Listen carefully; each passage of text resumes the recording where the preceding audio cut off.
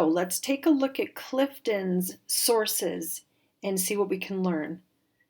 If we tap here in the 1910 census, well, I'm going to show you really quick something. If I say I want to view details, what it will do is it's opened up every single, look at 1920, 1930, it's opened every one of them up to show you the tags, what information this source helps to verify. It'll verify their birth, their gender, their name, the source date. It'll give you a link to the deal, to the actual record. So that's what that will do for you. Now, if I close that back up, you're still left with this little box here. And this is just telling you that this source could actually be attached to other people who are listed in this source. And that hasn't been done yet. And so that's a nice little warning for you. Up here, when you click on the options, this will let you take that date. Remember we talked about the chronological order of these sources? Well, you can flip that upside down if you choose. If you'd rather have the end of their life information here and then go down to their birth. It looks like this is the default way to do it. And it'll also, here's where you can click off. I don't want to see unfinished attachments. I like to see it. I want to know that there are people that could still have that source attached to them. Again, when we do that, it makes each person stronger in Family Search. As people look at them, they say, oh, there's a lot of sources on that person. It looks like we've got enough details about them to believe what's going on and believe the data that's been added in here on the details page. And it will make the algorithm be able to send more record hints and more sources your direction. So those were a couple of things I wanted to show you. You could manually add sources. I will not teach that here. So here we are. I have already clicked and opened this in this tab. This originally was bigger, or was smaller, and I just zoomed. I can zoom in here by clicking plus or minus, or I've just done it with my keypad that I have on my laptop. You've got, now check this out. Here's what we're learning. We've got Elizabeth E. Custard. She is the head of household in this situation. That makes me a little sad because that means that at 27 years old, she's a widow. To have her be the head of household, it will always be the man unless a situation like this has occurred. Now let's see who all's living in the house with her. Here's her daughter, Alice. And here's Clifton, our guy that has started this entire video series. And he's 5 years old in this situation here. Now living in the same household, see they'll come down and say head of household. And you know that's the next family on the street. You can see their address and things over here. So this whole crew of 8 people are living in the same home. Daughter, it always says the relationship to the head of household, so daughter and son. Now you've got her brother-in-law, Levi Donovan, and her sister. And how old is sister? 46. So this is a much older sister, Emma. Now there's a boarder living there. Back, they used to just call him a boarder. You'll notice that a lot of censuses. Mary Hahn, it looks like. That'd be an interesting story. But where she's not a relative, I'm more interested in this. Mother is living with her. Fantastic. Frances H. Dix. Man, those are fun to find because you can verify then that that is the maiden name. So now I feel very confident that this is her first husband, that her Arthur that has already passed away here, and that Dix was her maiden name. And then I've got Helen, another sister who's 25. So this is just her next younger little sister living here, and we just see her as single. So that was interesting. We did pick up some details, right, folks? And so now if I come back here and look at the 1920 census, let's pop into that one. I've got that one ready to go. I had to, again, make this one bigger and scroll around and find that name Custard. Well, look at this. Look what we're learning here. We have got, now she's not the head of household. She's living with Emma Donovan. Remember that name? That's her older sister. Now 10 years later, she's 55 and her sweetheart has passed away. She's a widow. And Elizabeth, the little sister at 37, Of course, we learned she was widowed in the last census 10 years earlier. Because these two kids, Alice and Clifton, are being used for their relationship to the head of household, you see them listed as Emma's niece and nephew. You see Clifton is 15 now and sister is 18. And when you're at the very end of a census, you really do want to click on this arrow right here. I won't do it right now for the sake of time, but you always want to click on that to make sure there's nobody else listed in that family. I did that. This was the end of the family. There was another family living and a new household was shown next. All right, let's pop back out to Clifton. And we've got a 1930 census. I have that one open here as well. Let's see what we can learn here. These census records are huge. You want to make sure you get these found. They're very easy to find. Oftentimes they're already attached. Here we've got, you can see that these are apartments. Everybody's living in apartments. I noticed that. I started wondering why there were so many just tiny families, and I looked to the side, and as I scrolled up and down, I could see what was going on. And look how fun. We've got Clifton. He's now married. He's got his sweetheart here named Martha. Remember, we saw that in Family Search when we were over there looking at his person page, and we were wondering about children. Hey, we've got Charles C. I wonder if that C stands for his first name, Clifton. Charles C. And this over here tells their birth, how old they are. This one says 3 of 12. That means this is a little 3-month-old baby boy. Oh, and look at this. I won't scroll up and show you, but this line tells you how much their rent is, where they are living. And so they're paying $46.50 for their rent as they're living at this little apartment. So there's a snapshot in time about those people.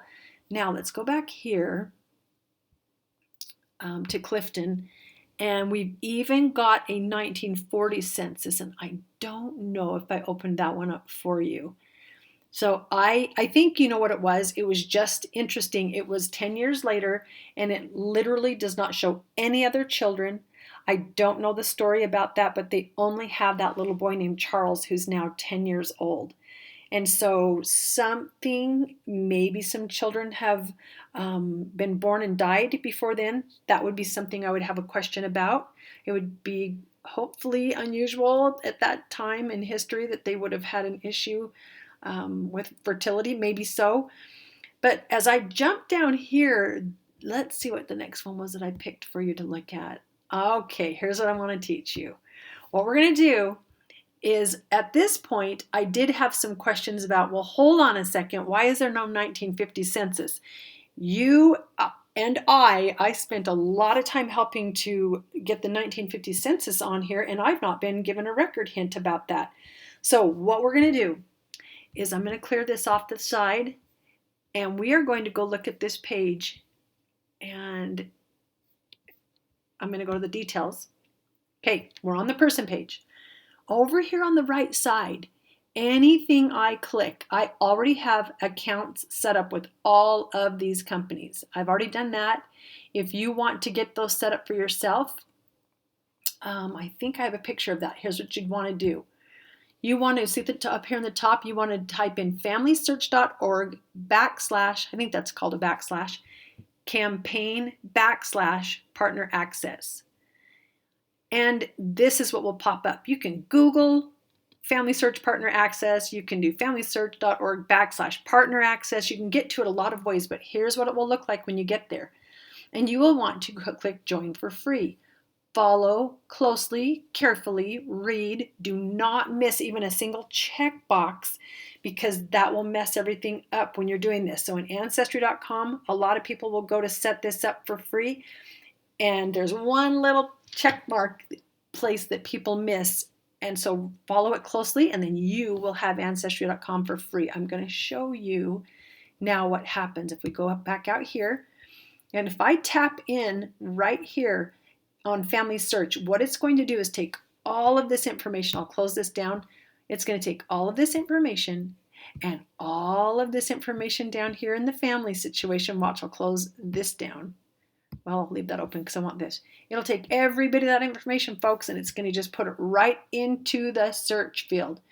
So I'm going to click that now. It did open in a new tab. I looked up there to make sure what it was doing. It opened in a new tab, which means I can still go back to that person page. And here's what it did. It just pulled up all this gibberish, and you're thinking, oh my goodness, how do I read this? I just took a couple of little seconds to see that it gave me, oh, we already had this one. We already have that death. We already have a 1920 census. We already have a 1930. We already had the 1910.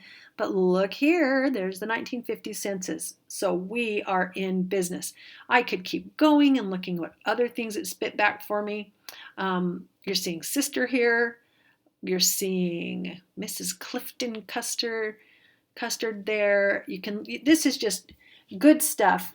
It may already be attached in the person's page and it may not. You can also go out here and have fun doing your own searches and narrowing things down in different ways so that you can find what you're looking for if it doesn't just show up here. So I already clicked on that and opened it up right here. And here, whoops, did I?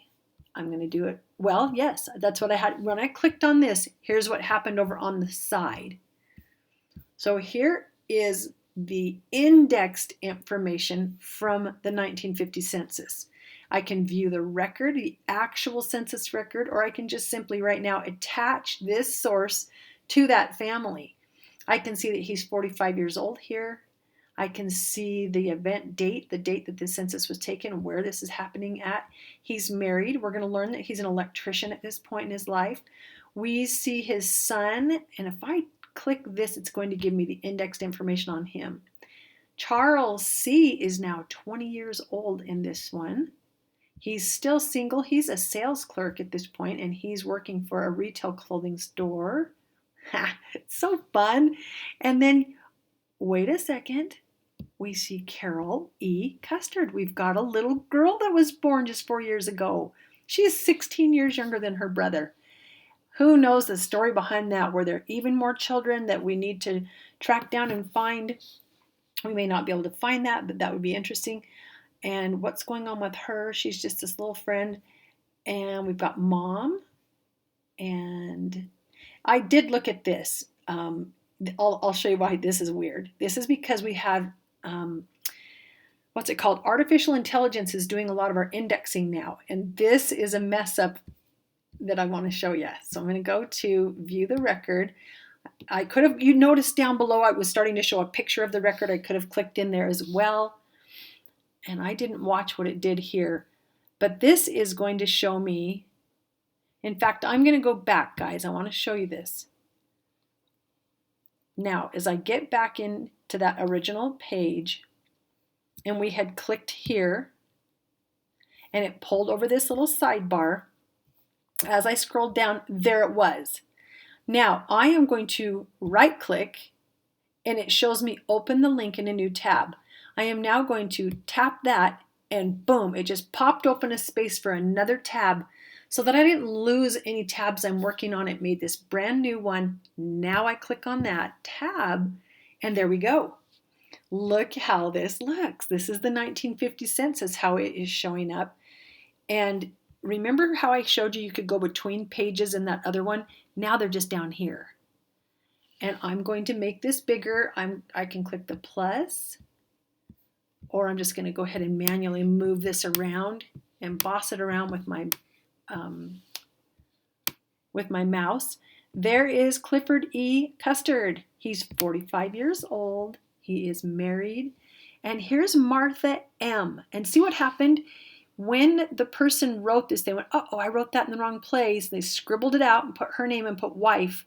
Well, the computer, that artificial intelligence, garbled that, and it looked goofy. Remember, it said W-I-E-A-D or something crazy. Well, it just should have said wife. So I think we can go in and actually fix that if we wanted to be fabulous, but I won't mess with that right now. So you've also got Charles here, the son, at 20 years old. You've got the daughter. Hey, it's at the bottom of the page. I am kind of curious. Is there another child? And so I tapped that next page just to see if maybe they even have a younger child that still came after Carol. I'm going to move this bad boy down here. Nope, it is another family. So, very interesting. We just learned some neat things by having that information that now, oh guys, let's go add it. Let's go add that in here. I'm going to pop back over here. I've just got to get myself back to that search page where it let me do that. Let's see where when I went into here, I tapped on this, pulled this sidebar up. I can open and close these things on the side. I can view the record, but look how spoiled we are. We get to just click the attach to the family and attach this record, and we get this page. It's called Attach Historical Records to Family Search. On this side, this is the information coming from that 1950 census. On this side, it's the family tree information that we've been looking at on the person page. So it is telling us that in the 1950 census, we have got new information here that on the 3rd of April 1950, he's living in Arlington, Virginia. So I just simply do that, and there that information is. No typing, no fuss. Now in that source, I also saw his 2 children. I saw his wife in there. And so here's what I tend to always say. The reason I'm attaching this 1950 census is it provides evidence for names, dates, places, and relationships. That's my way I do it about every time. Because in a census, as I add census, because it really is providing names. You've got Clifton and the kids and mom, his wife. That's got dates that we can now decipher. We've got places that they've lived or they're living, places they were born listed, and we've got their relationship. So boom, I'm going to click attach. Now, the reason I kept that note so vague but all-encompassing is for this reason right here. I am seeing over here that I can add Charles and Carol to Family Search. Family Search doesn't even know about them. Remember, guys, when we were looking at him, there were no children. And here's his sweetheart tucked clear down here. Watch this. In fact, I'm going to start another video to do this. And so come and watch the next video, and I'll show you how to do the rest of this attaching.